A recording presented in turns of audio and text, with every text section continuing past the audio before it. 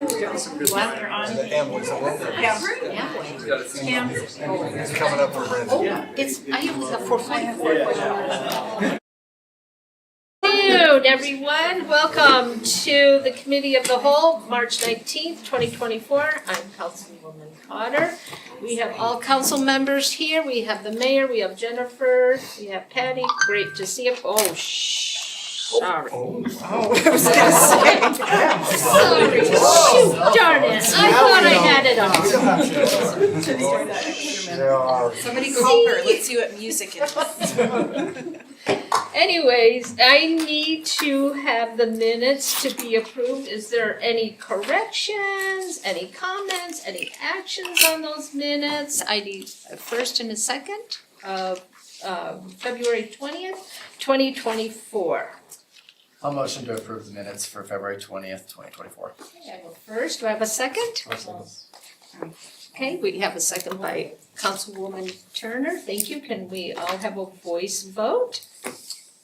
Aye. Aye. Perfect, thank you. Okay, in front of us, we have Robert White in front of us. Information Technology Report. You have 30 minutes. Would you like to introduce anybody that's here with you today, or? Well, sure. These are two of my supervisors. The other one is gone. He's on vacation, but this is Gordon Cook. And he's been with us for about 5-6 years now. 5 years. And Ryan, he's been with us forever. How long have you been Madsen. with us, Ryan? Forever? It'll be 23 this year. Wow. 23 years. And that's Ben, Yeah. Ben Gray. He's one of our senior administrator IT guys, and I'm Rob White. Thanks. Thank you. Oh, And then we're done. Not that Nothing big happened last year, bye. Yeah, last year we did encounter a little bit of a problem a year ago, and that was the ransomware, and we got through that. And because of that, there's a lot of changes that we've had to do since then that have been expensive, unfortunately. But let's go into the slide presentation, and we'll go. GIS, the IT department is 3 divisions: GIS, IT, and the programmers. There's currently 14 of us altogether upstairs, and the GIS division has 4, the IT has 6, and then the programming has 3. The programmers division has 3. So that's the makeup of that. The GIS division, they're responsible, this is Scott. Scott is not here tonight, he's the GIS supervisor. Talson is our senior GIS, and Justin, he's our programmer, GIS programmer analyst. He does a lot of the programming that connects things. Think of it like he kind of builds the freeways to connect different applications to be able to talk to each other or get information from it. So he's really helpful. And then Brittany Christensen, she started about a year ago, and she's been with us for about a year, and she came in as a GIS specialist, which is the entry-level position. So they're responsible for spatial data, mapping, CityWorks. The CityWorks is the one that does all of the, I can think of it, work requests. And they do a lot of other things with the CityWorks, but that's mainly what it was for, and so they maintain those. The spatial data consists of databases and things like that. We'll move on quickly to this because it's like behind the curtain, kind of things. The servers they're responsible for are, they call them Atlas. There's no real name for it. They just thought that was a fun name, so they named it Atlas, but that's where most of the GIS stuff is stored. CityWorks, the GIS file server, that works with Atlas. The cemetery is the application where you can actually go on and look up someone, and then it will zero to the actual grave site and allow you to view the information on that person and who's buried there. They do a lot of crystal reports, and those are like when you guys request a report, they'll run a report. Gordon does that too. he runs a lot of reports for the Tyler Systems, and so. So you do that instead of reading the obituary, you just go to the gravesite to see who's buried and find out who died? You know, I think maybe it does show the obituary. Because people do the obituary, I'm thinking, there they go. Is it connected to the state or is it just ours? It's connected to just ours, Okay. but Because I we know are for the state connected to you the can- state. Yeah, So. I know the state one you can see the obituaries and. Yeah, so, the flying, they did drone flying and they took a picture of each of the grave sites and mapped it according to the, Oh, wow. so, yeah, so it allows them to do that. They're responsible for the mapping, the programming languages for the mapping and things that have to do with workflows. And when people call and have questions or they need a map, they'll create one for them, boundaries. Council boundaries are responsible for all of that. And actually, school district as well, we maintain that one too. These are some of the maps that they produce, and this is just a small. I mean, they do so much. This allows them, if you're in and you work for Murray City, this is you can go to this, and it allows people that work for Murray City to pull up specific maps and things like that. The cemetery, you can see the cemetery map is there, and that application, and yeah. So this is what's online.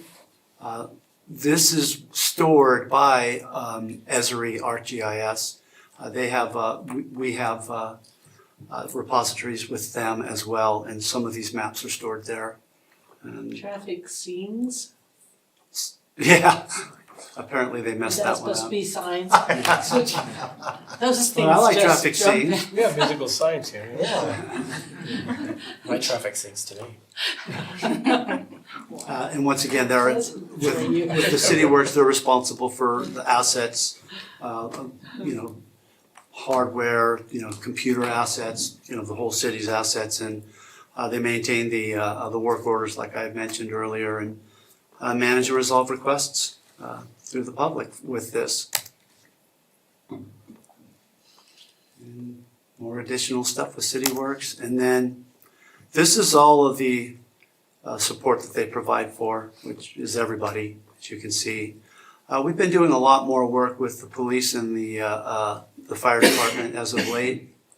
We're getting more busy, and I'm glad that everyone's utilizing the GIS. So like, Just- what have you been doing with them? What specific kinds of things? Well, Joey, when we build maps for you guys, what exactly are we building them for you guys when GIS does work for you? Like, just give me one map or one thing that we do. Yeah, probably the largest thing is apartment complexes. So as a new apartment complex comes in, we have them build not only the map of the complex, but then a 3D model to put in the apartment book. So we'll be able to, if you're unit 24F and there's 5 stairwells, then we'll know to go to the 5th stairwell and then go up 4 They do, that's a stairwells and lot then of work, go and think about that, this is all of the buildings, not just Yeah. apartments, but, so they get the plans, and then they convert them over. Towson does a lot of that, Fantastic. Yeah. And then a so. quick thing on the other is they connect up with all of my data maps for Continuum, some of the call data. Then Tolson's working with me, and then we're constantly inputting those so we can break them down in sections. That's How many very cool. cities use that type of model?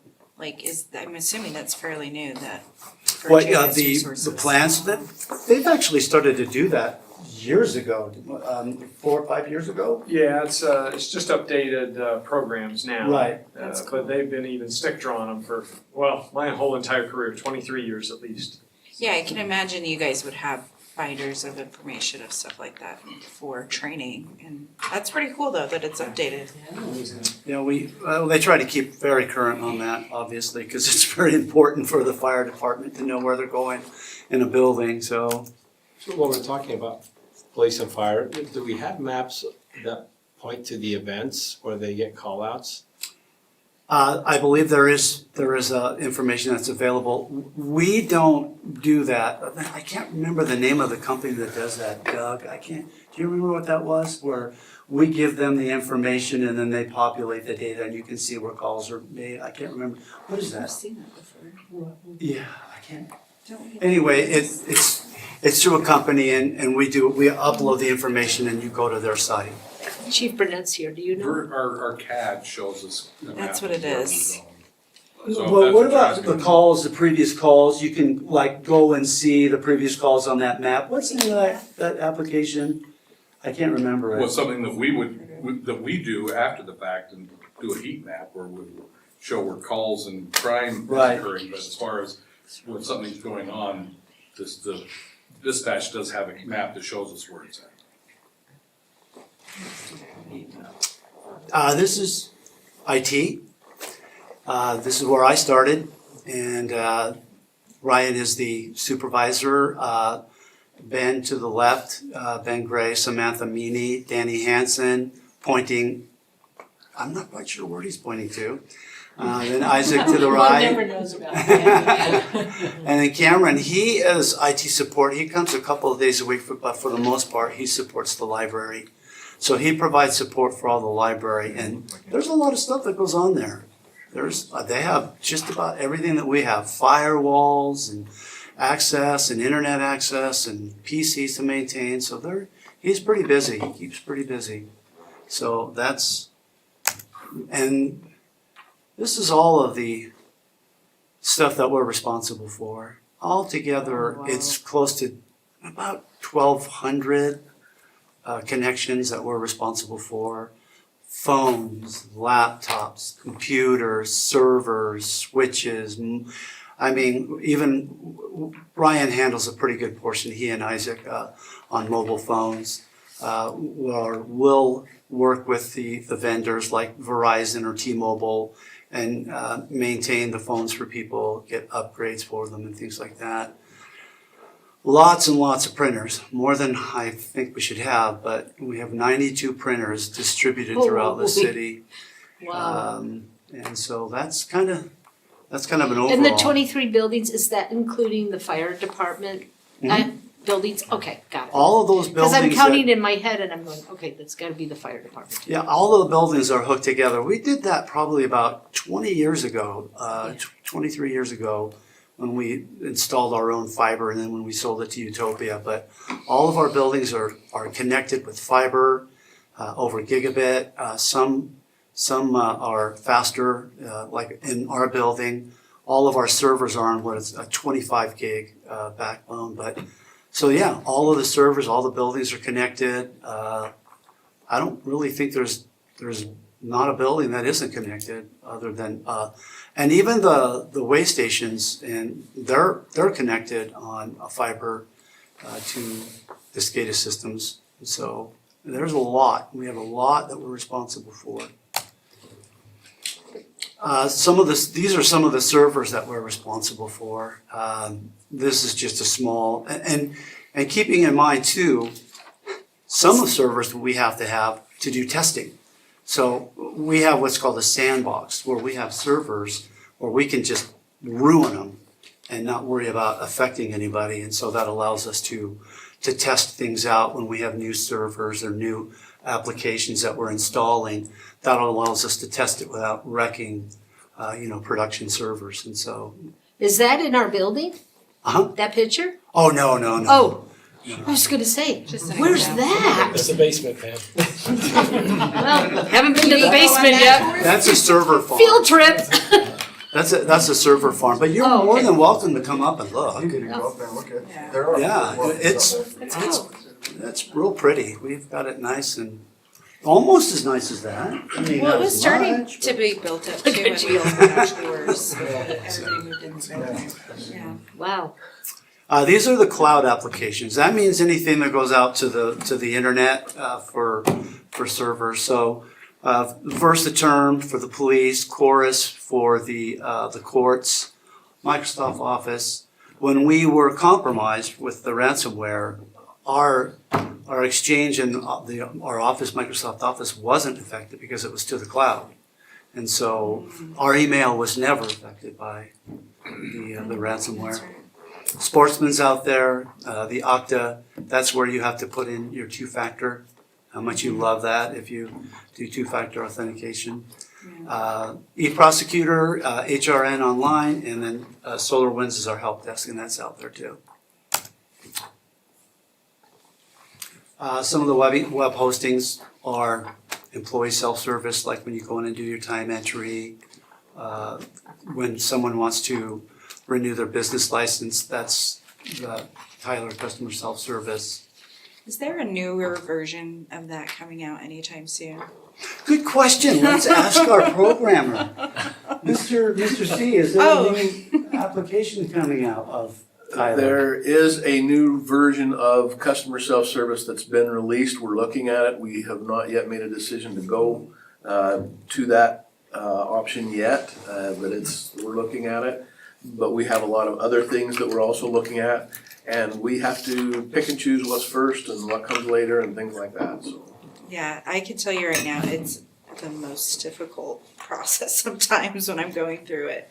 So I can as a resident, so I can't even imagine for employees too what that's like. Not to say that, it does what we need it to do, but Yes. I forget. It's not user friendly like so many other things Sometimes that it's we not. use I that are know, I intuitive. agree. But it slows me down when I use it, I will say that. To stop and just You have to think. remember. Mhm. Yeah. So, yeah, I was just curious. The Murray City webpage is hosted by Civic Plus. That was another thing that wasn't affected because we hosted it offsite. We have a reservation, solid garbage reservation that Gordon and these guys are responsible for. They do all the programming for it and make sure it's working correctly. And then once again, our web hosting for SolarWinds, when you guys go to a help desk, you're actually going outside of the city it's hosted outside.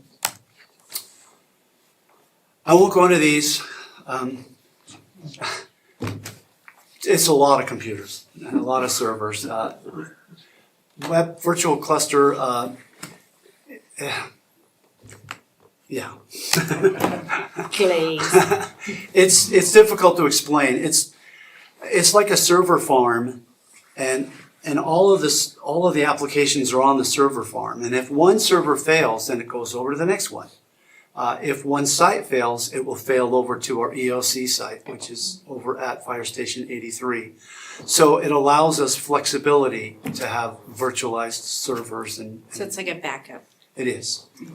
It's a backup. It allows us a lot of flexibility to install the server on the fly. It allows us to delete a server, to recover, so it's really important so that we have that. But it's hard to explain virtualized servers if you don't understand what it is. It's like, she's shaking her head. So. I'm with you, Diane. Yeah, I'm with you. So our wireless connectivity goes out to all of these buildings. We serve the courts, parks, which, by the way, I wanted to talk with you, Mayor, about on the Wi-Fi in the park. We need to. So come on, let's make a decision right now. No. Yeah.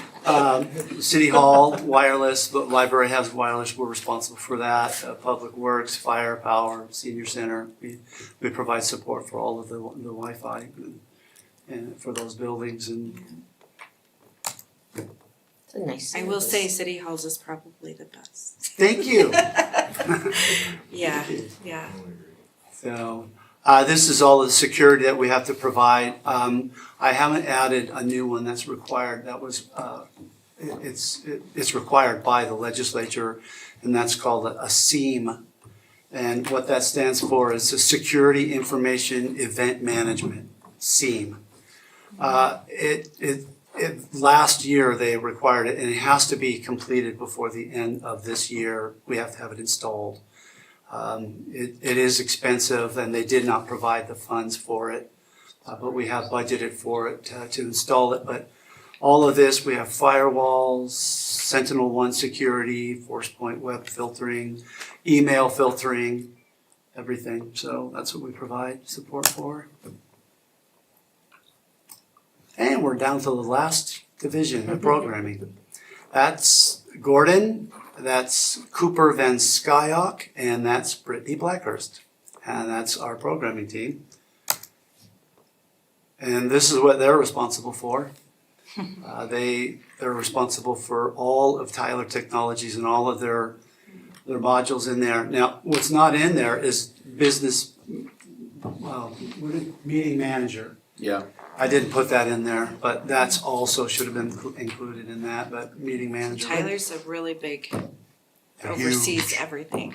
They're huge and they keep buying everybody out and so they're a big company. So all of that, they're responsible for business licensing, billing, warehouse inventory, all of that. Human resources, everything on that payroll. That list is I pretty full. understand why it would be expensive. Really expensive. Some of the additional stuff they're responsible for is the IVR when you call in to pay a bill, voicemail. Thank you for calling Murray City and you want to pay a bill. That's the IVR. They're responsible for that. The AS400, we're getting ready to shut that off. We're getting close to having everything migrated off of that and we'll be powering the AS400 off and retiring it. It's done. And the container reservation, I don't know if you guys have partaken in that, but where you can reserve a container and have it dropped off at your house. And yeah, that they did that. They developed that. They wrote that whole program for the Wow. So But that's only up to 9th East, right? No, No, we do have. You do it for the whole city? The green waste and the garbage containers are also available up in the east part of the city. It's only the I didn't neighborhood know that. cleanup containers that aren't available up there. So the green waste The and the, green waste is available up there. and the 30-yard, not the 20. The 30, yeah. The one that they have to rent, right? The 20 is the ones that you can The get. 20-yard is free. Yeah. You just have to get in early enough to sign up for it in your area. It's a Right feeding when it frenzy opens, for that. yes. Well, there's only I know, 80 a month, so yeah. oh, I you might didn't miss know. that. That's great. Well, I didn't know that. Thank you for, That's why I have my guys. But the other one's I thought it was a $280. I just thought it was something with the computer. Wait, so Just that for program is 9th going, East? Yes. Yes. the reservations will be fit? different or just, are we just doing without the program completely? Which For program are you talking about? residents, The No, container the container, the A4, No, that's just the old system. The She wants to system. know You're getting rid you're of getting, the yeah, the new AS400. system. Oh, yes, Okay. it's not gonna be replaced. It's just, Yeah. it's just I mean, there's a lot of legacy data on it. That goes back 50 years, 40 years That's of crazy. data that's on So it. it's been all moved over. And so we don't wanna turn it off Oh, I until we see. have Do everything you have off of employees it. still using that? What's that? You have any employees that? There's a You couple. can count on one hand how many employees are still using it. I was That's killed true. with the cybersecurity. I could not leave the old system. I had a hard time with it. Finally, said we're shutting it down. Wow. Mm. Yeah, Well, good and for as you a guys. banker there, I've had a hard time too. So that's kind of our department, my department. But I mean, if you have any questions, like some of you weren't here at the time with the ransomware and, or, you know, when we were attacked. If you have questions on that, I can answer. How did that turn out? With the Wasatch Security? Oh, the Awareness. Wasatch Security, it went really well. I got a lot of compliments that, and also a lot of people said they were scared Yeah. to open anything. You know, you just have to be careful on what you're looking at Yeah. and what you open, and just make sure that you know, like, that file's coming from somebody. Because if you open something and it is a trigger, it could launch another ransomware attack. Fortunately, we have SentinelOne, and it's not cheap, but it will catch it, it will isolate it, it will put it off to the side, and then put the file back the way it was. So Wow. it's expensive, but we have to have it. I mean, in this day and age, security. I mean, I know that you guys saw so many cities, so many companies have been attacked and, Yep. and brought down. We actually received an email from Utah Security that they have been under attack, that China has been attacking the servers, the state servers, and they've been under attack for a while. It's been going on. They've been trying to do some brute force attacking and trying to see if they can get a way in to our servers. So it hasn't stopped. Let you know, compared to other cities, other organizations, other whatever, we were dang last lucky, whatever you wanna call it. We got through that pretty good. Rob, you did a great job on it. Thank Yeah, Thank you did. Mayor. So, You did. so Thank you. um, And the team. is there any questions? Were you able to see me open my email in South America? I could if I wanted to look, but I just don't have the. We did get a notification that you were there. You did get a notification? Yeah, we did. We Okay. got a notification That's that you were impressive. That's interesting. That's yeah. impressive. there. Yeah, but you were opening email from there, so Yeah, yeah. that's impressive. That is, huh? Yeah, it's cool. City Hall can find you. Just don't check your email at work. We don't look at your email. No. No, but you got a notification that someone's Yes, connected to that you. you were outside of Well, I mean, a secure kind of we United are- States, and that you were in a country that may be compromised. Just saying. I mean, it's good to know though, I mean, I'm sure even for you guys and knowing this last year was kind of, it was intense for you guys, so. Yeah, Thank you this so last year much. was the move. It was the year before Oh, that yeah, was the that- attack. This last year was, I would say it was just as stressful, if not more, on the move at times. Trying to get everybody over, get everyone set up, doing everything, and keeping in mind too, that all those servers and all that internet connections, everything were over there, and we had to move them to here. So there was a lot of work that we had to do ahead of time before that we were ready to move in here. So we were spending quite a bit of time here on the weekends and after hours trying to get things ready, and so Thank you. Yeah. Thank you for everything. Thank you guys, it's great. thank you, I appreciate it. Okay, and thank you for coming Yeah. and supporting Yep. Robin. Yes, thank you.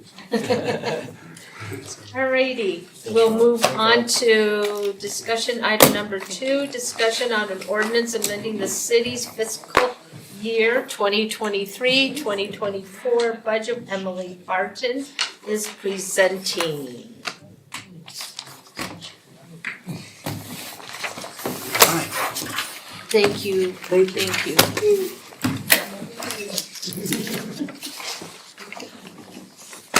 Which one? Hi everyone. I'm Emily Barton. I work under Brenda in finance. She took off for vacation today, so I get to join you. Thank you for having me. So I'm here to talk about our request to amend the fiscal year 2023-2024 budget for the general fund. The first item is asking for $23,451 for election services. The new county clerk underestimated the cost of the municipal elections. The increase is 8.7% over the cost in 2021, which is in line with inflation. So it kind of tracks with no problem. For that, line item number 1, could the cost also be because some cities didn't have an election or they didn't have to invest as much, so that pool just got bigger? No, I think it's just purely just a new person in the position and didn't quite know what to allocate and plan for. Oh, okay, cause I know there was a lot of people, like a lot of cities that didn't have any races.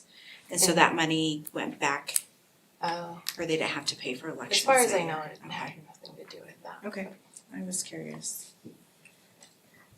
The next item is $42,000 for the Parks and Recreation Department to help them host activities for the Murray Park Centennial Celebration in June. The third item is Do we have any details on Yeah. what's that, like, What do we? I think so we finance would gotta- ask Kim Sorensen on that. Yeah, I don't have Mayor a is- breakdown of details. I don't have a breakdown on that, Kim would, see here, No, and we'll make sure you get one for the council meeting. The third item is $13,000 for utility billing to add Spanish language option to IVR, which is our automated phone service. Right now, IVR currently resolves 57% of our calls, and we believe that adding this option will increase our percentage of what can be resolved. Yeah. We've also, at our windows, when you come in to pay your bills, we bought a couple of small Spanish translator systems, and that's helped immensely. oh, So, that's a lot of people neat. Yeah, and before it was kind of passing back and forth the phone to translate, and this has made it a lot smoother. It's pretty cool. So. The fourth item is to increase budget by $150,000 to convert the MCCD zoning code into a form-based budget code. And if anyone has questions on that, Zach is Oh, we here. have a lot of questions on Yep. that. Boy, look at all those looks that you got. We have a lot of questions So, on that Do you, one. do you have You one? wanna do it now? Can I answer? Yeah, Zach, would you like to come up here? I would love to. That way we have your voice on the Yeah, machine yeah, and all yeah. that. Sure. Okay, I'll turn it over to the council for questions, to Zach and to Emily. Go ahead. All right, so I'm wondering if we could get it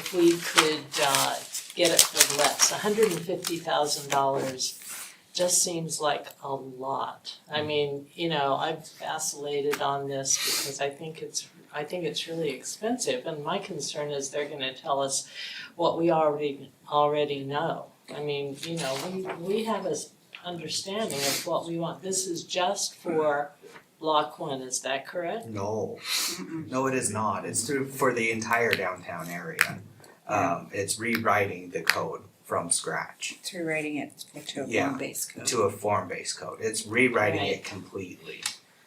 It's a complete new ordinance, a new No, zoning ordinance. I understand that. Yeah. My concern is spending $150,000 for it.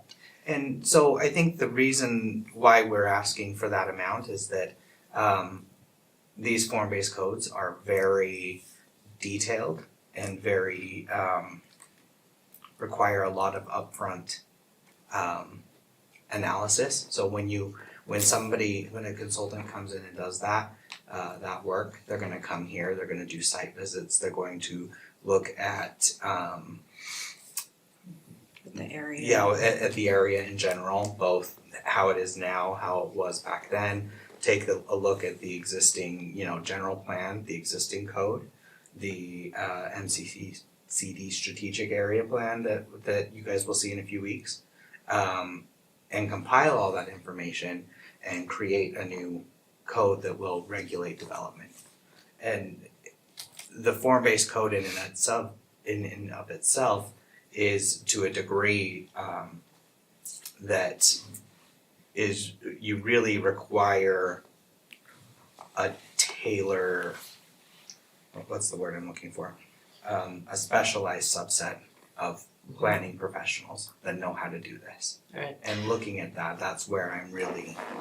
Zach, I have a question. Sure. I have a couple of questions. Sure. I'm a big supporter of form-based zoning for Yeah. downtown. I think we're going the right direction there. How did you arrive at the $150,000 number?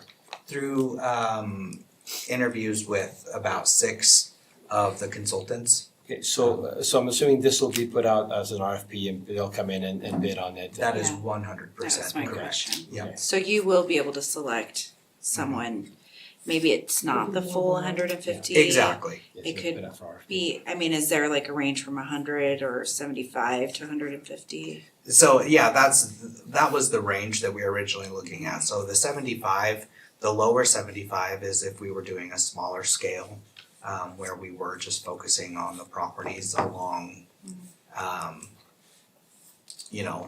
State Street, both sides of State Street. So you shouldn't do, it's not smart to implement a code in such a small area, for example, just block one, right? Cause it's not gonna mesh with anything else.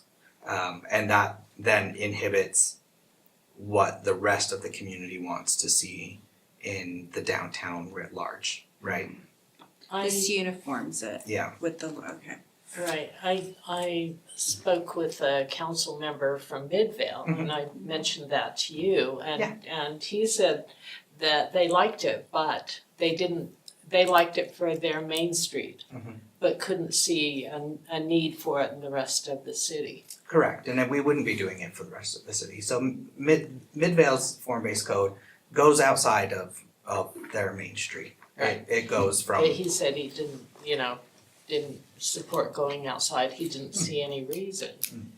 Other than just the main street, he thought it was really good for the main street, but beyond that, he didn't think it was a good idea, so that was And we his wouldn't- opinion. Yeah, and we wouldn't be doing it outside.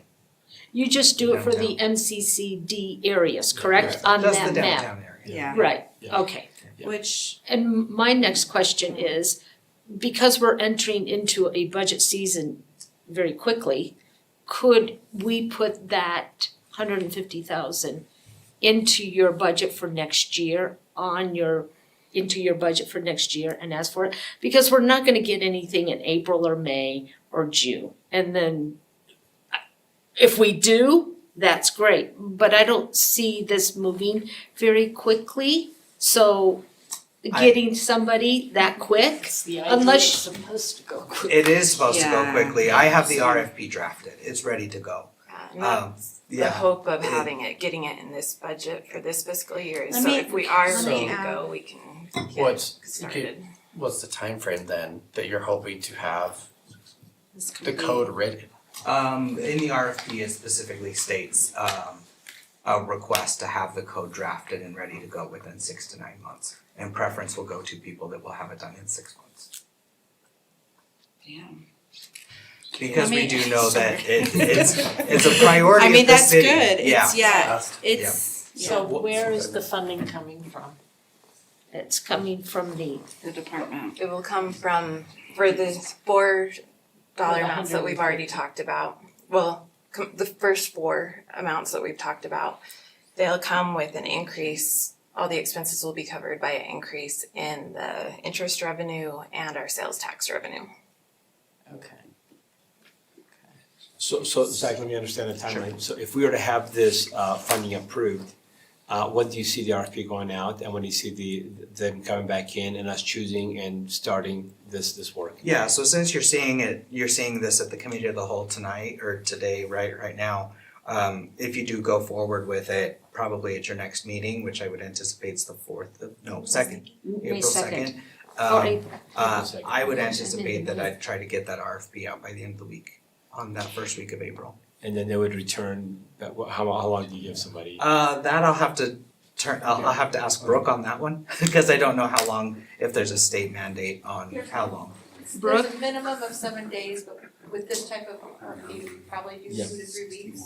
Yeah. Proposals come in. So, That's what I was imagining, So we're something at like the that. end of April. Yeah. yeah, That we Around would there. get it we would get it Yeah. probably underway. So it wouldn't come out of the general fund? It would It does. come out of the Yeah. general It does fund. come out of the general fund? It does. And it's from the town, From Yeah. the interest and from the tax. Yeah, general budget. fund. right? How much of percentage of the budget is this compared to, like, as a whole for the whole department, do you know? God, I don't know off the top of my head. No, okay. Yeah, I don't. I'm just curious. Yeah, no, I don't know that. Cause I'm assuming it's not very much in total to the whole budget and To the whole city to budget. the whole city, well, even the Yeah. city as well. But so that's my question. And if we were to continue with the RFP, will the RDA board, would it go to the RDA board or to the council? No, because this I'm has just nothing to- asking. Yeah. So let me ask. So it would go to the council. Could we be aware of who those applicants are in that process? Work with the mayor and work with the office in terms of that process? I don't know. I don't know. So I'm asking. To do the The code drafting? No, no, okay, no, so- applicants for the RFPs. for the RFP.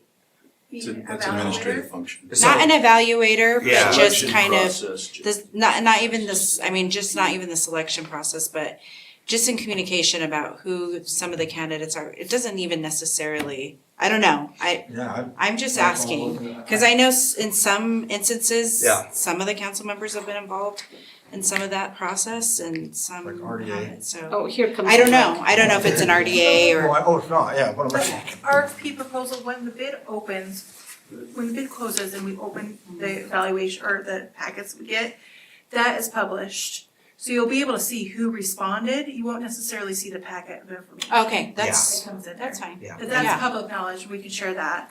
And then it goes to a committee to evaluate the proposals.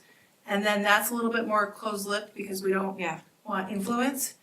But then when they make a decision, that would, again, go public as well. Okay, thank you. Yeah. I just wanted to know Yeah, if sorry, that and was this is the not first like, time. hey, I wanna make sure I'm on it, no, Yeah. but like, No. just understand the process of what the Yeah. RFP will look like. And this is Zach's first time going through an RFP. Oh, fun. So, yeah. Right. Yeah. Yeah. So explain, why are we not considering keeping this in-house? So, Like how we've kind of historically done explain, zoning. yeah, so Is it just expertise? expertise on form-based code. Yeah, we can, the workload for our department, we can handle small text changes. You know, I can change a word in a text ordinance and be okay. You know, but if we're rewriting an entire ordinance that's going to take into consideration architectural style and massing of buildings and, you know, roadway widths, bicycle lanes, all that kind of stuff, and the appropriate layout for all that stuff, we can't do that in-house with our staffing at where it's at right now. Have we considered contract hiring somebody for 6 to 9 months and then we pay them and Like 75,000, 80,000, just contract them for 9 months, That's exactly what this is.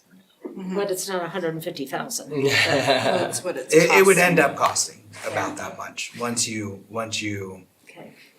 if you were to hire somebody part-time, you would still have to do some sort of, you know, hiring, you know, taxes taken out, things like that. You'd end up probably paying that much in staffing. And why form-based code? I mean, you know, you brought us this, form-based code, and nothing else. So that's why I'm curious, why this particular code?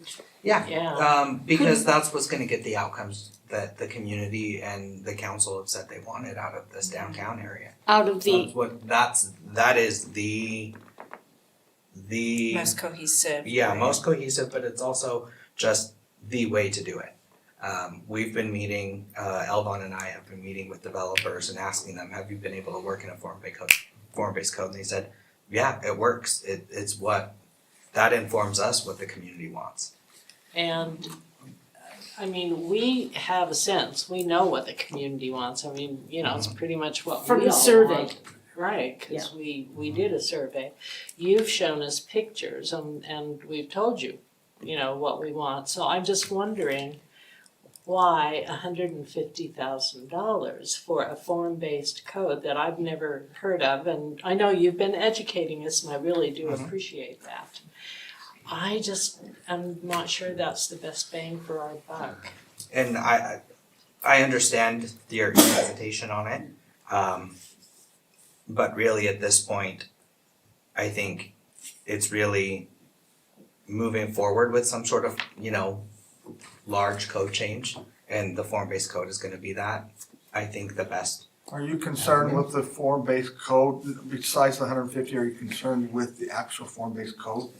That's what Yeah, we I'm wanna know. concerned that we haven't been given any other options, So you wanna, that we. So you have two options, go ahead. current zoning MCCD, right? MCCD Yeah, we can't or form-based code. continue the same, really? Those are, you have typical zoning Oh, or form-based code. yeah, Phil wants to step in for a minute. If I could just say one thing, I know we're getting back against time in that.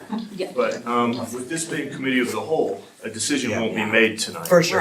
Right. So Yeah. we've got 2 weeks, and if there are additional questions, Yeah. information, anything we can do to alleviate any concerns or anything Yeah. like that, or, Yeah, we're further your education, we're more than happy to be available to do that. So we've still got 2 weeks to That's- answer your questions. Yeah, Yeah. that's, Okay. that's Okay. my concern. Okay. I mean, I just wanna make sure it's the best thing that we can do. Yeah. So, and, the $150,000. It's gotta be quick. Yeah. We got RDA.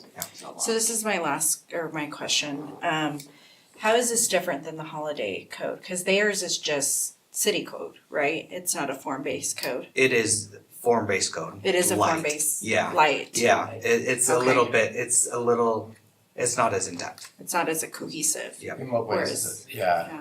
Let's talk about it. Yeah. We'll go with Okay, Yeah. so I mean, Yeah. So if you have any more questions for Zach or Phil, Reach out. you know their phone We can have numbers. more- Jennifer yeah. can set up appointments with the council members to. Absolutely. thank you. Oh, sorry, Emily, go ahead. Just Meeting to. Okay, she's got one more. Okay, we have one more thing for Emily. Okay, go ahead, Sorry, Emily. there's one more item. So the last thing is an increase of 37,000 to cover the retirement payout for our HIDTA State Financial Coordinator, which is our high intensity drug trafficking area. This will be offset by an increase in the Metro DEA reimbursement revenue. Doug Hill has a, If you would like, I have a list of what the $42,000 is going to be used for the Murray Park. come ahead very quickly. Come right ahead and have a seat. We can give you 3 minutes. Okay. We're okay, I'll she just read said. the list that Kim just sent me. He's watching this meeting Hi, Kim. up above. Okay, so marketing, there's $7,000 budgeted. There's a firework or lighting show for $15,000. Lighting meaning drones. Possibly just some kind of a firework lighting show. Okay. I don't have all the details. Yep, got it. Concerts and activities throughout the park, so $4,500. Swag, so things like t-shirts, whatever. Sunglasses. $4,000. There's a play that's gonna be done in conjunction with the celebration, South Pacific, and it will be free to the public for $5,000. Oh, wow. They're having a free pie/ice cream at the event, $6,000, and then they're gonna have a car show, and there's some trophies that they give out for that. It's $1,500, so there you Great. go. That's great. And it's, the taxpayers will just love us. Okay, any other Okay, questions? is there any other questions for Emily? No? Okay, if there's no other discussion items, we are adjourned. Thank you.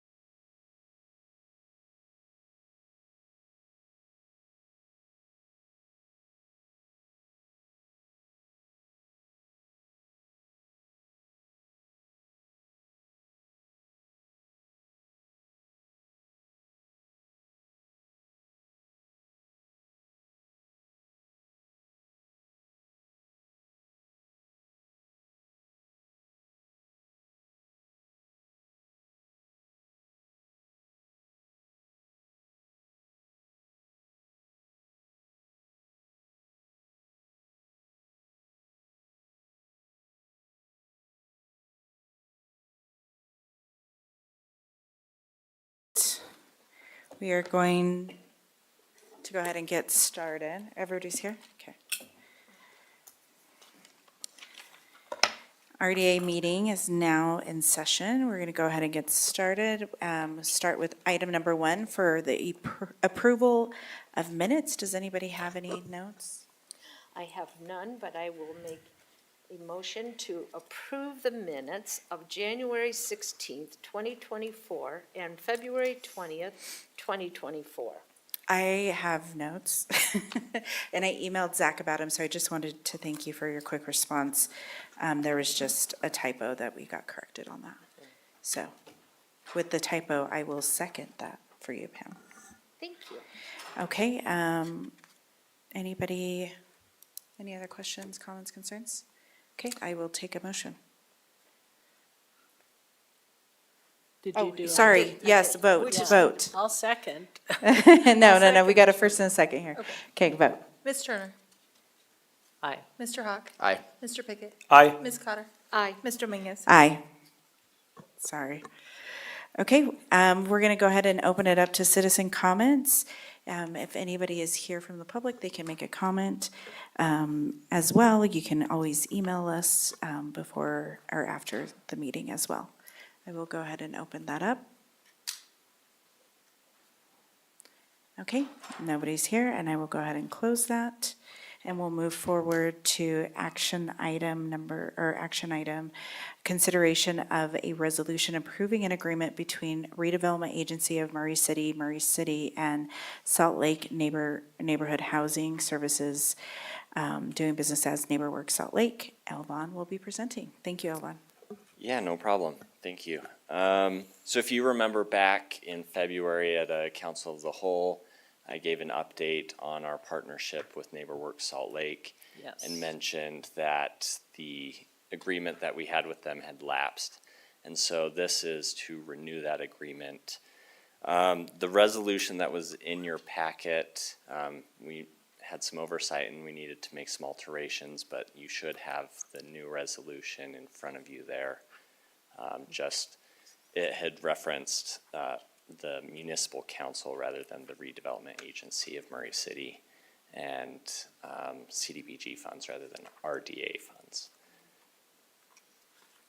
Is there any questions for me? Does anybody have any questions for Elvon? How long does this agreement go? What's the So, length of time? yeah, that's Using been that? one of the changes that has been made to the agreement. So the term of the agreement has been changed to 3 years.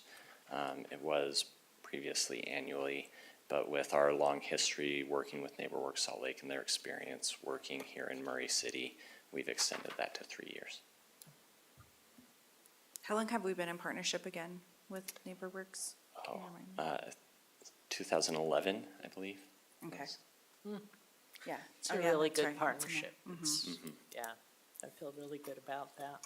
So glad we're partners with them. Anybody else have any questions? No?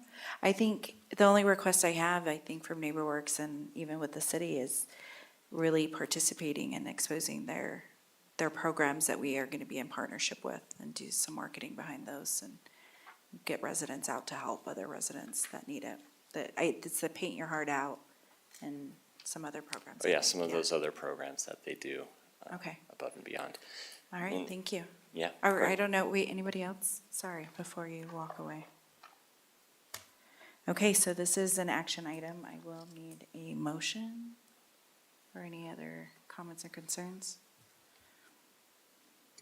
I will make a motion to approve the resolution approving an agreement between the Redevelopment Agency of Murray City and Salt Lake Neighborhood Housing Services, DBA, NeighborWorks, Salt Lake. Thank you. Can you get a second? I'll second the motion. Okay, I will take Paul for a second. Sorry, Adam. And then go ahead and go for a vote. Ms. Turner? Aye. Mr. Hawk? Aye. Mr. Pickett? Aye. Ms. Cotter? Aye. Ms. Dominguez? Aye. All right, thank you so much. That motion is passed, and I'm very proud that we'll continue our relationship with NeighborWorks. Thank you. All right, item number 4, Phil, updates. How are you folks? It's good to be here tonight. We have Tony Simone from NeighborWorks here, and I thought I would ask him to come up in case you have some questions. Rosalba, you mentioned, about efforts to advertise their programs Yeah. and so forth. And so, Tony, if you wouldn't mind coming up and getting Thank on you. the hot seat for a second. Sure. Okay. Thank you. Just a little update. As of this year, we have closed 5 down payment assistance programs, and we have 3 in the works to probably close in the next couple of days. So again, we appreciate everything that Murray City does and with those funds that we get to administer for you guys. So we're really excited with the change in the weather. I think people are out buying homes. Most of them are young families as well. I approved one yesterday, and they're same age as my daughter, and buying a little condominium here, so it's really fantastic. We have a lot of young families moving in. So we have a couple of home improvement grants working as well going on. And we anticipate going out through the summer, we'll be able to deploy all those funds that we have been given this year. So we're very excited about that. As Councilwoman Dominguez mentioned, we do have another program, it's called Paint Your Heart Out. Each summer, we choose at least one home in the city of Murray, other ones in Salt Lake City, where we get a resident, typically it's a senior citizen or maybe a veteran or someone disabled, and we paint their home for free. So they apply online. We gather a team of volunteers, typically 10 to 12 volunteers at that house, and then we'll go out and paint that house for free. And it's a fantastic program. We do it every year, and the homeowners are so excited, and we get done. I mean, they'll cry sometimes. It's amazing. It really feels great. And again, it's one way for us to help give back to what everything that Murray City does for us. So, and any other questions or programs or anything? Trip Lane, oh, go ahead, Adam. Go for it. I stopped by at Trip Lane. Yep. It looks great. Yes. How are the houses going? Are we selling? Are we, do you Well, know? we're not ready to sell yet. They're close. So if you notice, the infrastructure's in, so Yes. the curbs are in, Yeah. the sidewalks are in. Yep. Murray Power was out just a couple of days ago. Mm-hmm. The sewer lines are in. We are close to working on exactly how we're going to sell the lots or build the homes. If we build a home, all those homes is quite expensive for NeighborWorks. Right. So we're still working on what we're gonna do that, but it should be very soon where we're gonna start getting those out to the market. Okay. Whether someone will buy the lot and build, we have a builder already signed up. We have four or five designs that they will have to choose from. We Okay. wanna keep it consistent to that neighborhood. Okay. So we're ready to go if the weather, picks up, Yeah. once they turn on the asphalt machines, they'll get the street in and we'll be ready to go, so. It looks great, it looks Have you really good. had anybody inquire about Trip Lane? Oh, yeah, yet? I have a list of about 35 people, a And there's spreadsheet. only what, 10, There's 12. 12? Yeah, Okay. so, yes, we get calls and I put them on the list, and so when they're ready and they're available, we will let people know. Okay. Which, so initially, we're gonna build one home, so people can see what it looks like. Okay. And then from there, we'll build out the rest, and so, I'm excited. yeah, no, it looks great. It will be nice. That's pretty common with NeighborWorks, right? You've done that in other cities. Yes, I mean, it Yeah, depends, exactly. the cost of building has increased so much, as we all know, in the last couple of years since COVID, so, other development sites we built out, but because it's costing so much, the funds to build 12 homes at that price is a little expensive. So again, we haven't finished exactly how the lots and homes will be built, but we've done this for 40 years, and this is gonna be a great little neighborhood, right there by the junior high school or middle school. Yeah. Old people call it junior high, but I think Yeah. they middle school these days, Yeah. so, Yeah. Well, it will be And it's middle gonna be school. affordable, right? Affordable I for know, Murray, it's gonna be affordable for Murray, I would Yeah. say, but they're gonna be beautiful homes, all the homes we build, we're very conscious of building a quality home. And we want people to stay there, Same with the down payment assistance money, our goal is to continue to have people stay and grow in Murray and build their families here, so. Adam? So with the down payment assistance, you said you've done 5. 5 have closed, yes. Have any of them been city employees? No. So How's that program going? the issue's been with the employees is when you add the spouse in, their income is over the 120% AMI number. So, and we have no way of marketing that to city employees, so I get an email from Mayor Hale every once in a while about what's going on. If there's something that you got, the council or city could do, we have no contact with city employees. So, but the ones that have come through have been just over that 120% AMI, so we can't help them out. Yeah. I mean, it's a good problem to have great staff.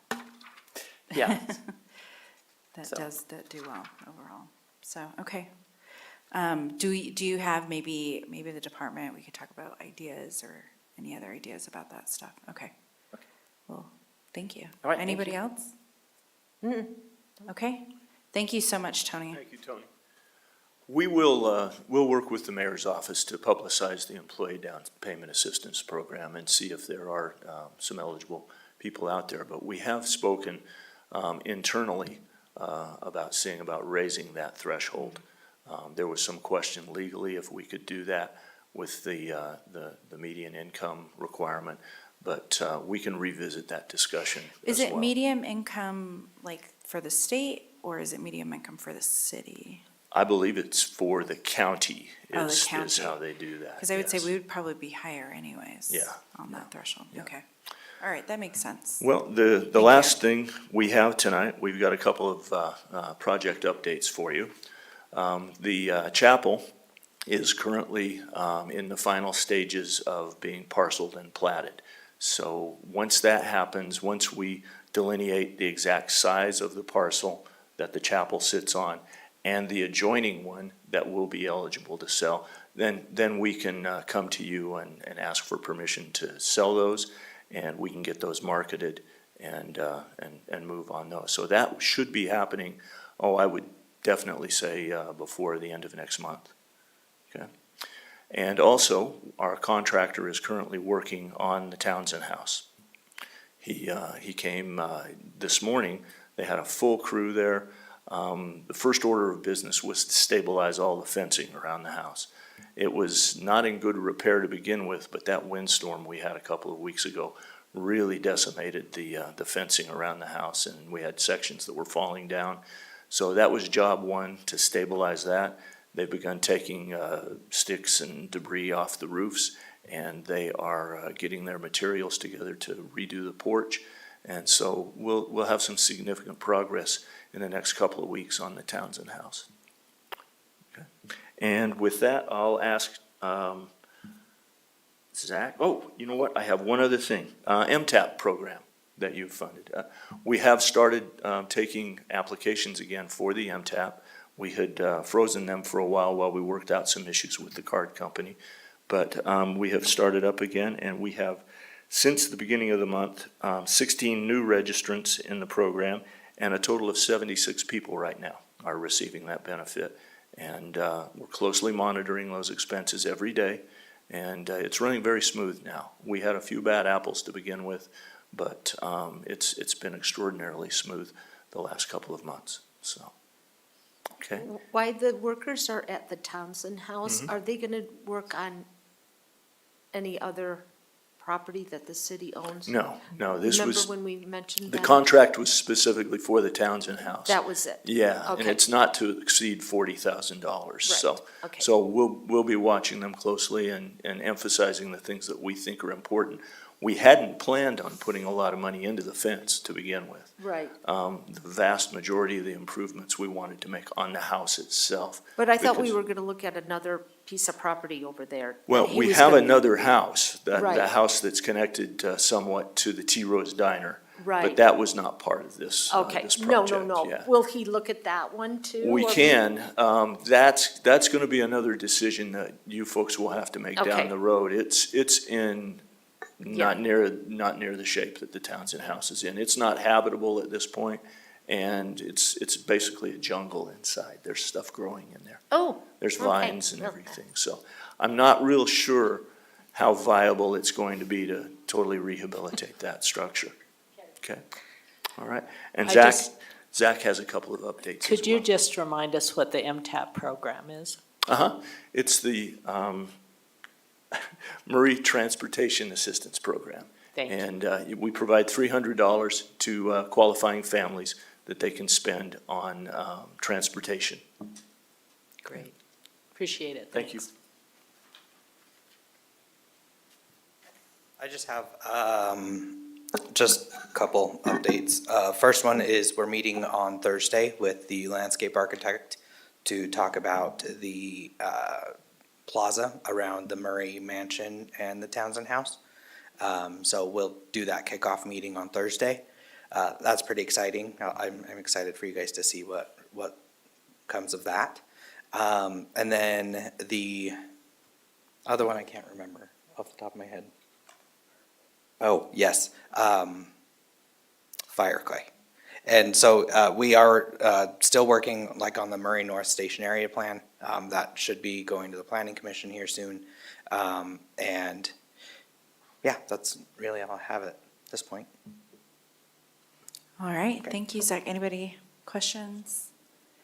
Okay, we'll go ahead and thank you again, both and all of you for all that you do, so thank you. And with that, I will adjourn our meeting. Thank you.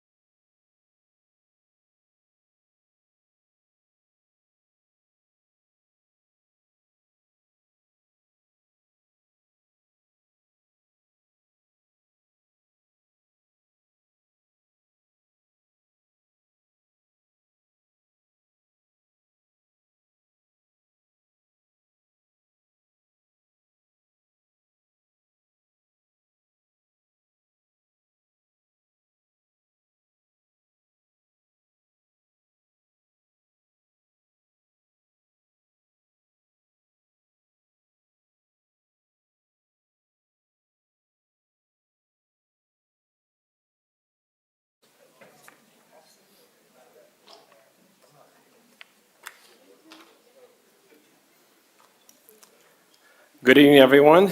My name is Paul Pickett.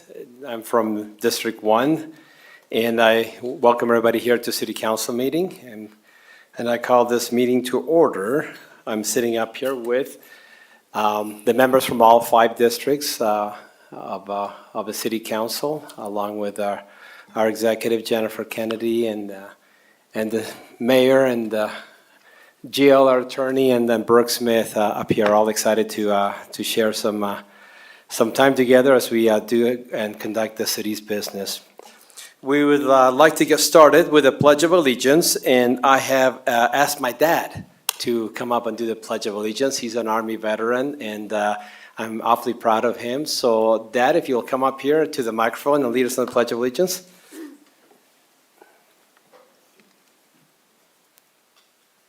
Please follow me. I pledge allegiance to the flag of the United States of America and to the republic for which it stands, one nation, under God, indivisible, with liberty and justice for all. Thank you. I failed to mention my dad's name. He's Bob Pickett. Thank you, Dad, for doing that. All right, so we will now look at the approval of minutes from our last council meeting from February 20th. Council members, have you looked over the notes? Are there any changes that need to be made? No? All right, there seem to be no changes. I'll entertain a motion then. I'll make a motion to approve the minutes for the council meeting for February 20th to 2024. I second them. Okay, we have a motion and a second to approve the city council meetings. Brooke? Ms. Cutter? Aye. Ms. Dominguez? Aye. Ms. Turner? Aye. Mr. Hawk? Aye. Mr. Pickett? Aye. Okay, minutes are approved. All right, so we have a great opportunity now to recognize the Murray City Employee of the Month. It's Jordan Peterson, our battalion chief. We're excited to do that. And for that presentation, Mayor Hales and I and Joey will go to the front here.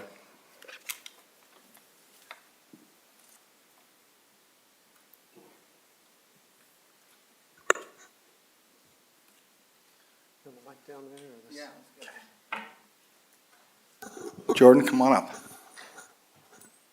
Check, check. Check, check. You're good on those checks. Yeah, checks.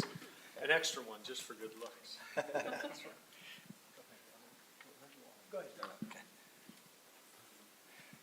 Come on over here, Jordan. Jordan, he loves us. He asked if he could be the Employee of the Month.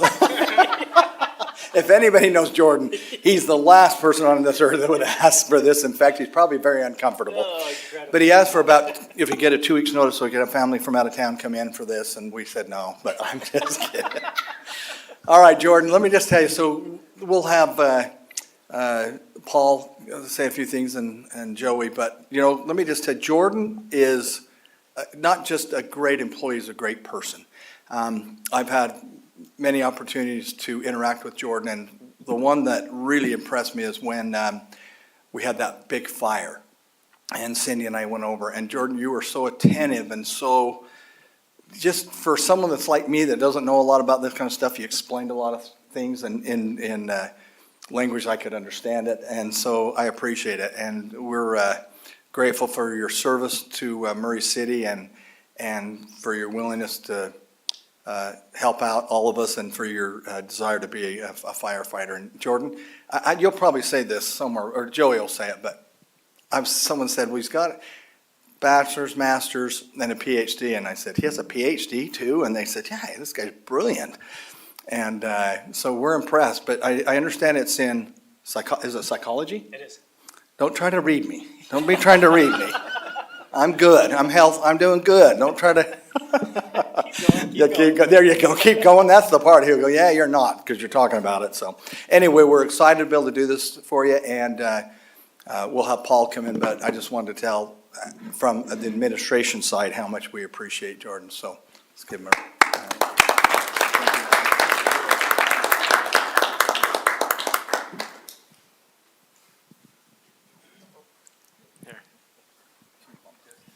That's all right.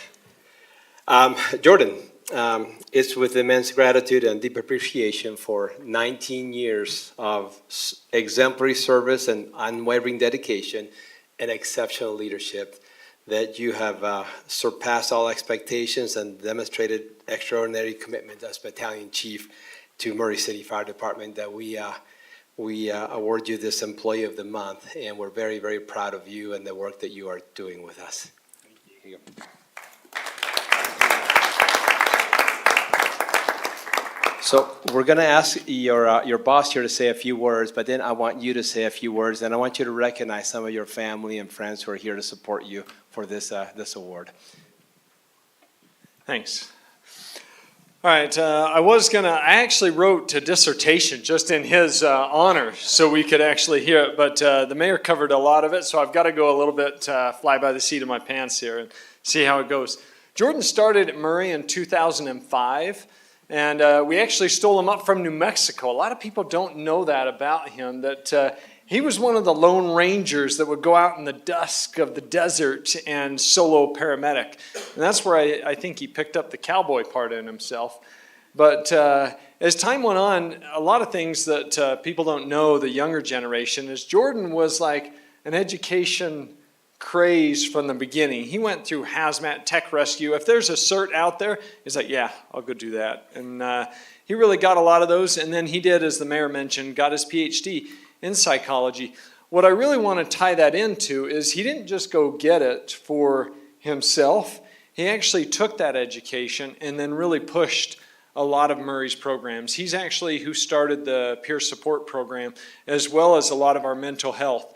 And in doing that, he was given the opportunity to go around the U.S. and teach. He's taught back at National Fire Academy, and this is mainly for his kids because they missed him back at the National Fire Academy when your dad would leave to go teaching and stuff. And clear also to other neighboring departments and stuff.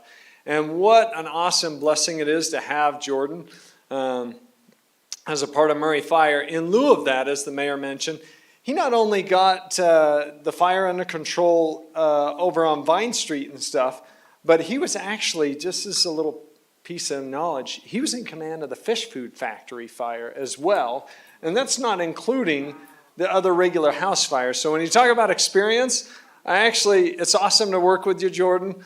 I say that from myself as well as your platoon. I know what makes a great battalion chief is a great platoon. And you do an awesome job of working with them, as well as making sure you always take care of your family, and you're an awesome example to all of us. So thanks, Jordan. I'll turn the time over to you. And thanks. Thank you. Wow. Time to shed some of that off. I am very uncomfortable. So to start out, I've got my wife here in the back, Brittany. Brittany's also a nurse up at Primary Children's, so we're constantly in chaos between one or the other at any given time. And then we got two little boys there, Jackson and Nixon. And then, of course, I have to introduce my better half over here. I've got my 81 crew. We're stationed together. These guys know the truth. And so, unfortunately, everything that's been said, these guys, they can dispel every bit of that. But, it's hard to kind of take recognition on a fire. On that fire the other night, we had over 50 firefighters who ended up showing up between that 24-hour period. All of our stations were there, including some of the responses we get, of course, from these incredible partnerships. We had Unified there, all the stations around us. South Salt Lake, and as far as Sandy, we brought firefighters from all over. Not only did we do that, but during that fire, we brought in people to take the medical calls for us. And so it's really weird, especially when we start to look how far it goes beyond that. We had police there with us most of the night. We had the power department. We had the streets department, stormwater. It's an incredible response, not just from me, so I feel very weird being the one who's kind of taking the recognition, but I'm going to do what I do best, and that's to pass it along to really everybody who was there that night. It's one thing to orchestrate it, but there were a lot of guys doing a lot harder work than me, including these individuals right here, so it's awesome. But incredible honor, I really do mean that. I think it's incredible when people get the chance to see what we do, and I hope we do the city proud, and I hope people know that when they call, they're going to get a good response from us, and we love what we do. So really, thank you. And for the record, thank you, Dr. Peterson. Just like saying that.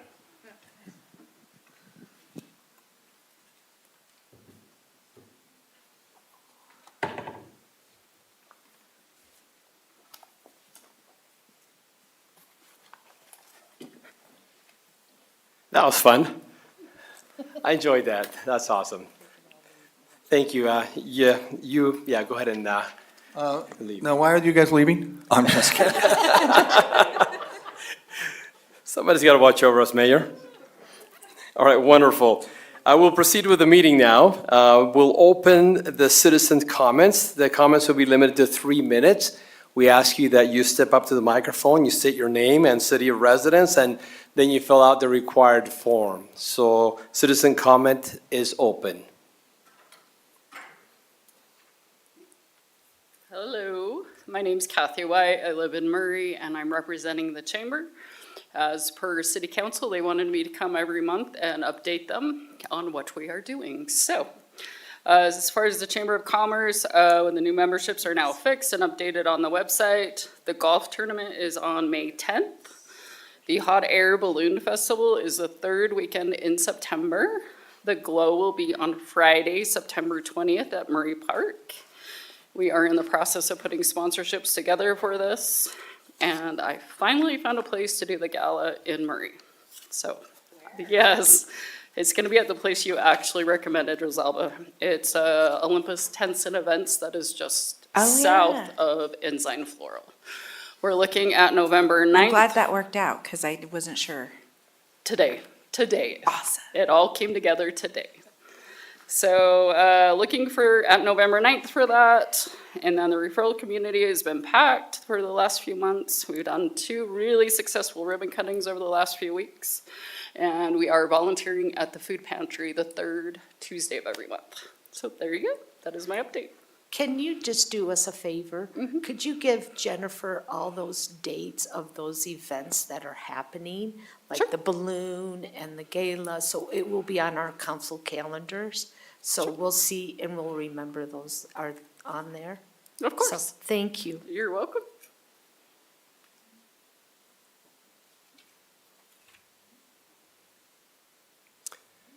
I don't see any more citizen comments, so citizen comments is closed now. Thank you. We'll proceed then with the consent agenda. We have one item here. We're considering the confirmation of the mayor's appointment of Robert Dinoshkevich to the Ethics Commission for a term from March 24th through March 27th. Mayor, would you like to say anything on that? Paul, You ran. I'm kind of quick for an old guy, huh? I looked over there and you're gone. Thanks, Mayor.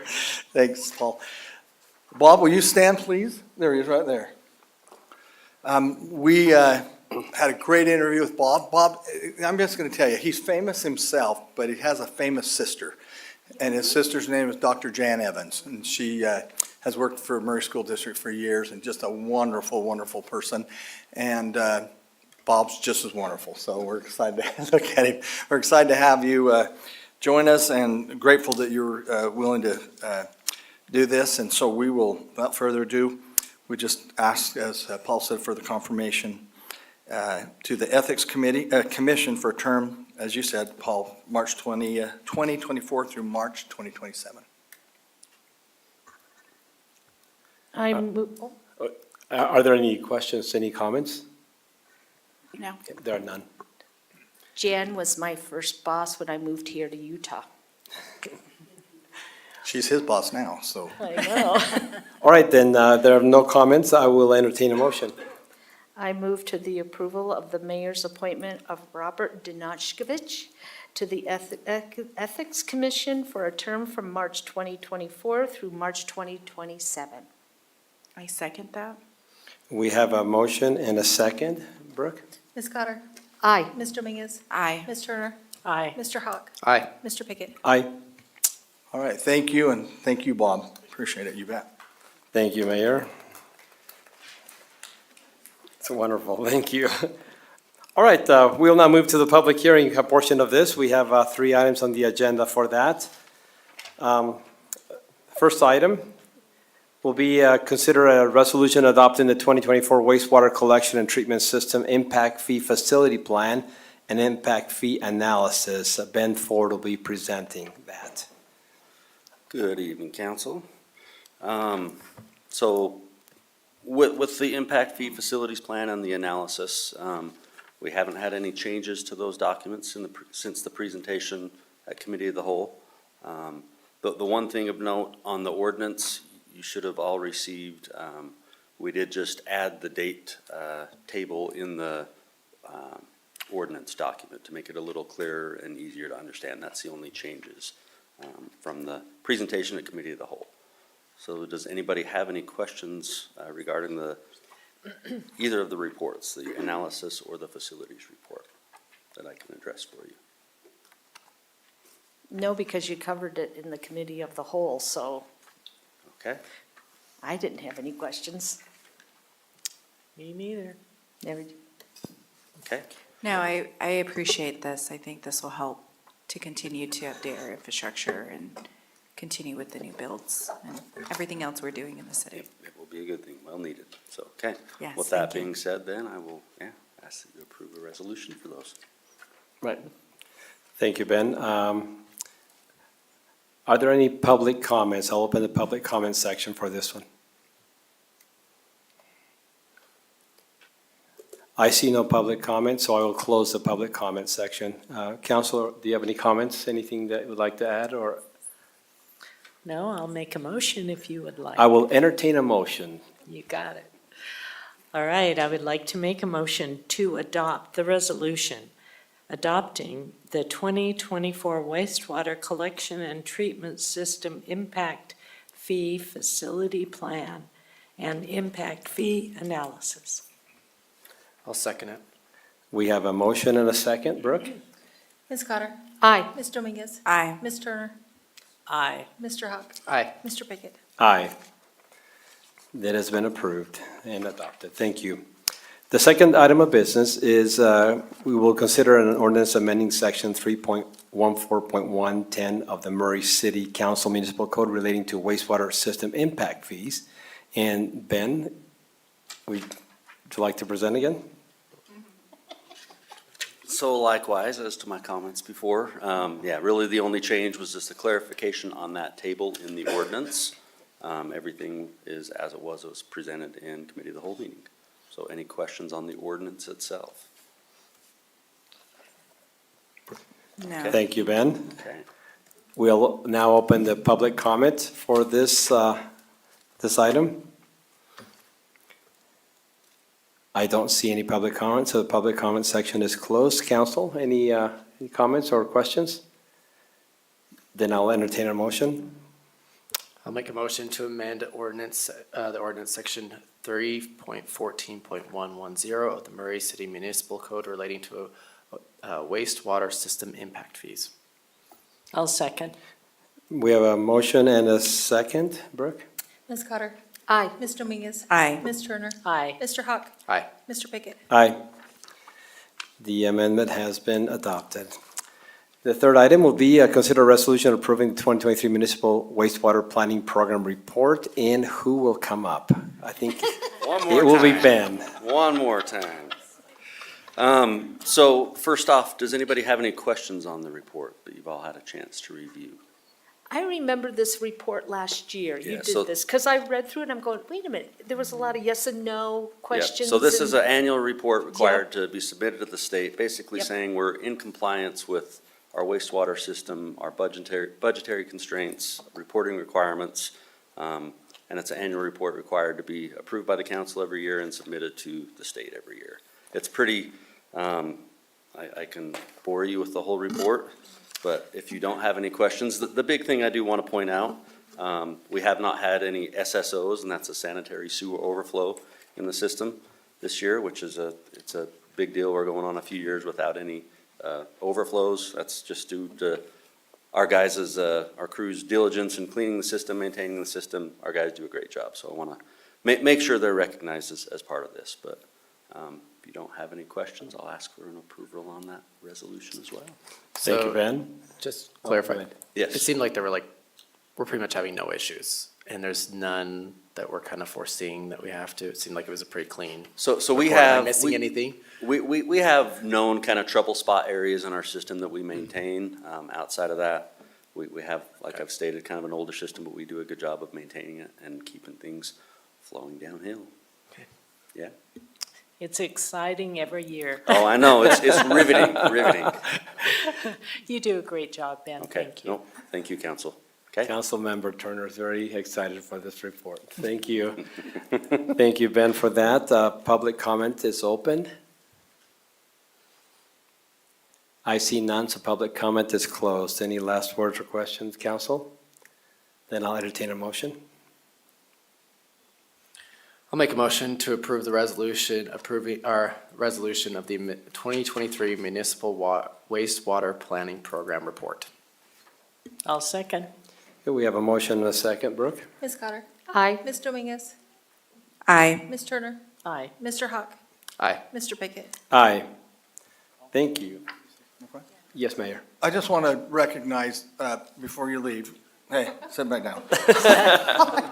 I'm just kidding, but I just want to recognize, and this is a lot of compliment to Russ, but Ben has been phenomenal. Ben, how do I say, let's see, he's my alternate with Central Valley. The truth is, I'm his alternate, but legally, we have to say it this way. He comes, we meet right before Central Valley, he goes over every issue with me, because, you know, a credit union guy runs for mayor, trust me, you don't know all about sewer, even though people think you know about the sewer. But anyway, Ben is phenomenal. He knows every aspect. He explains it so I can understand it. So I just want to recognize Ben for all the help that he gives to me and what a valuable employee is to our city. Yep. So thanks, Ben, and thanks, Russ. I agree. Wonderful. Thank you, Mayor, for those words. Now you can sneak out. Hey, I'm conducting. I can let him sneak out.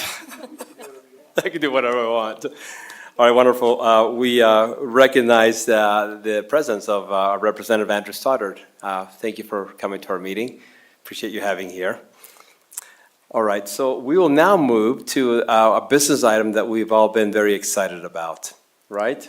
Yes. Yeah, we're going to consider a resolution ratifying the mayor's appointment of Spencer Banks to serve as Murray City Municipal Justice Court Judge. So this time I look straight ahead. Mayor, your time. Thank you. Spencer, you come on up.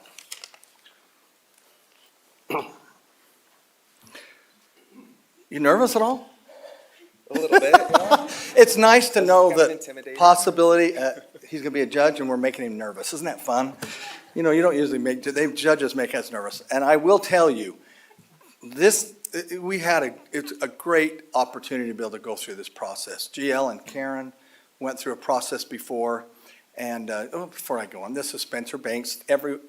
Paul was the only one that hadn't met you, he was out of the country, but everyone else had the opportunity to meet Spencer. And, it was a pretty cool experience to go through this, realizing that probably most mayors don't get to have this opportunity. What is it, the judge ages out at 75? Someone said, oh, they should do that for everything. I won't go into detail, but anyway, and I kind of didn't disagree with that. So anyway, Spencer comes to us from the Sim Gill's office, and been a prosecutor, was a prosecutor for us, GL. He worked for GL for about a year and a half. And it was so awesome when we got to go through this experience and interview these opportunity for someone to be a judge, applicants. And it was kind of a cool experience. They were all qualified, phenomenal, all of them. But it was kind of a neat experience I had, and with GL and Karen and Doug and a few others, that it was just, Spencer was the person. Spencer was the person to be able to, in my opinion, to be able to serve as a municipal judge, well qualified. And all of them were like this, but Spencer just had just a little bit more of where I remember asking him a question about humility. Of course, you know, how do you say, yes, I'm very humble, thank you very much, you know. So, but with his answers to me, let me know that he realizes, got to be fair, obviously, but he's going to be kind. And that was important to me, that you are kind and that you respect those coming into the court. And Spencer, I remember specifically saying, they're nervous. You know, they don't know what's going on. They haven't been through this, so we need, and it just his delivery on that was spot on for me. So anyway, and we'll let Spencer talk whether, I don't know, if you don't confirm him, I guess he'll just go home. But anyway, so let me just, I'm just gonna go through it formally. We're asking that you ratify my decision of Spencer Banks to serve as the Murray City Municipal Justice Court Judge. So we'll now turn that over to you.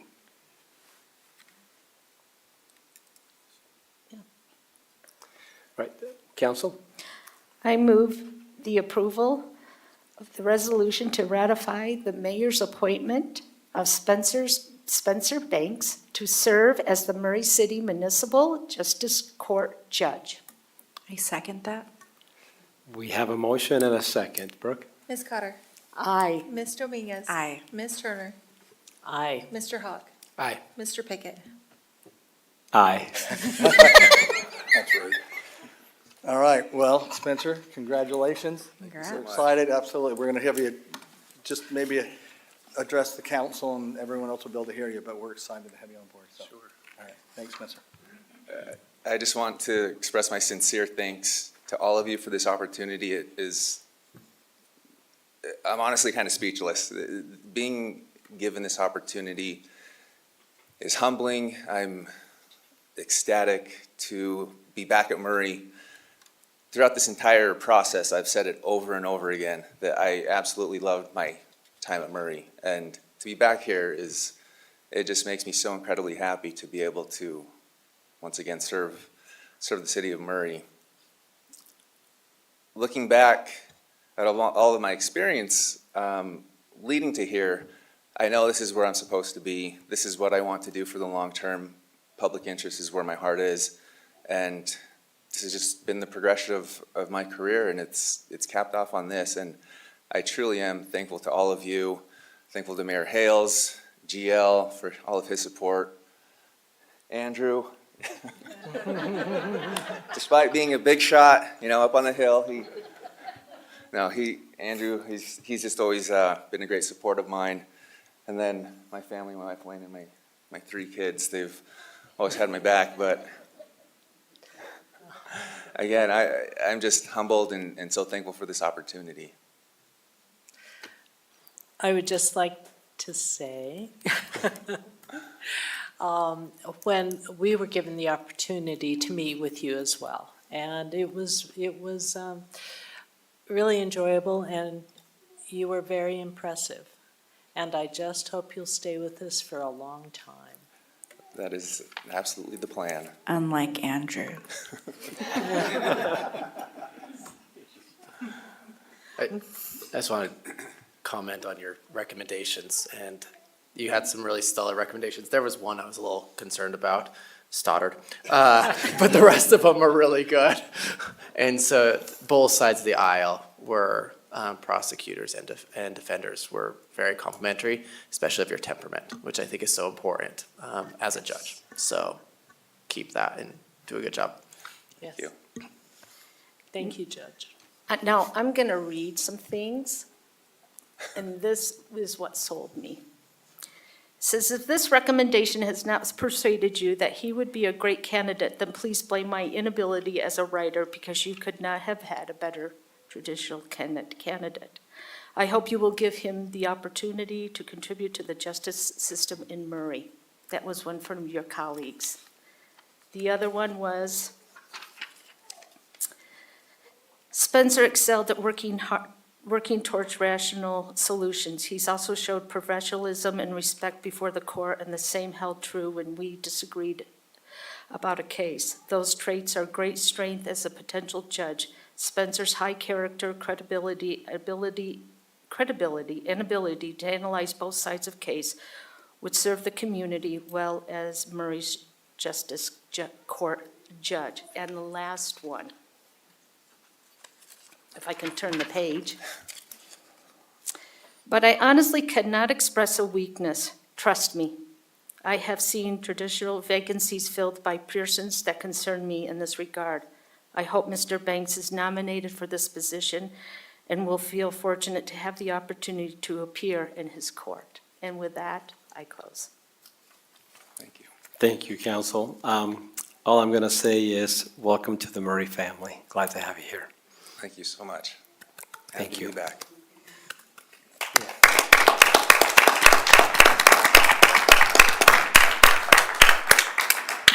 So Spencer and family and friends, and Andrew, we're going to do our swearing in. We were thinking about doing it today, and we thought, no, let's make it a little at the court. And so Karen or one of us will get back with you, and we'll let you know a time that, or you'll let us know if you can do it at a certain time, and we'll make that happen. But we're almost over, so if you'd maybe stick around, we'll do some photos with the council and that kind of stuff, if you're okay? All right. Thank you. Thanks, council. Thank you very much. And thanks, Welcome. GL, for your help. And Doug. Thank you. That was fun, too. I like that.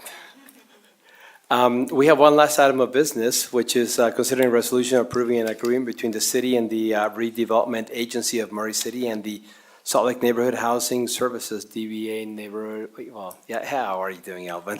So Elvin will be presenting this. Hello again. So the reason we have it here is because the agreement is between the RDA, the city, and NeighborWorks. So it needs to come before the city council as well. But I presented in the redevelopment agency. So if there's any questions, let me know. Anything from the council? Any concerns, any questions? All right, there's none then. Thank you. Council will entertain a motion on this. I will make a motion to adopt the resolution approving an agreement between the city, the Redevelopment Agency of Murray City, and the Salt Lake Neighborhood House Services, DBA NeighborWorks, Salt Lake. I second it. We have a motion and a second. Brooke? Ms. Cotter? Aye. Mr. Mingus? Aye. Ms. Turner? Aye. Mr. Hawk? Aye. Mr. Pickett? Aye. All right, thank you. That resolution is approved. Thank you.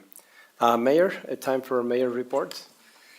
Okay, just want to report, Craig Burnett's department, the police department, they have 3 new employees that were sworn in today, 2 new officers, and a bailiff. And the bailiff, it seems like the bailiffs for Murray have been younger. We now have a gentleman that retired from Murray, what, a year ago, Craig? Year ago. Chip Roy is his name, Roy Halverson. Did I say that right? Halford. Hello. Sorry, Roy. Anyway, so he's returned, and he's going to be our bailiff over there. And so he's someone that's very familiar with Murray City and has been with the city. How many years, Craig, was he, Roy? 30 years, okay. So he's back. He missed us. His wife said go back to work, and so we're grateful to have him back. And then lights will be going up, I want to say probably in the next week or so, over at Riverview Junior High where the new pickleball courts will be. So it'll be there's tennis courts right now, but they're turning them into pickleball courts. So the lights will be going up, I want to say in the next couple of weeks is the report I got. So that's going to be exciting to be able to have that ready down there and have a lot of people. We have people calling about the pickleball courts. Can I just say, I've been walking my dog during the day. We walk past the pickleball courts. And there's so many young kids playing, which is really exciting. Maybe we do a league. I agree, don't know. because when it It's first so came, fun. Rosalvo, honestly, I'd never heard of it. It was like back in 2012 when Corey Plant brought it, and I thought it was shuffleboard. And I thought, why would we want to get all these shuffleboards? I had no idea what pickleball at the I time mean, was. shuffleboard would be fun. That'd be fun. But it was kind of more of a mature audience that was using those pickleball courts, and now you're seeing young people playing pickleball. I mean, teenagers, maybe they should be in school, maybe they were out of school, I don't know. They're But they using were the playing and pickleball they were having courts. fun. Anyway, so yeah, thanks, Rosalba, on that, because it's exactly what's happening, so. Other than that, that's all I have. Wonderful. Were you going to organize a city council and mayor's office pickleball tournament? I'm just wondering. We will do that. We don't want to embarrass you, but we will do that. so. Okay, we'll look forward to the invitation. Then again. And with that, we are adjourned.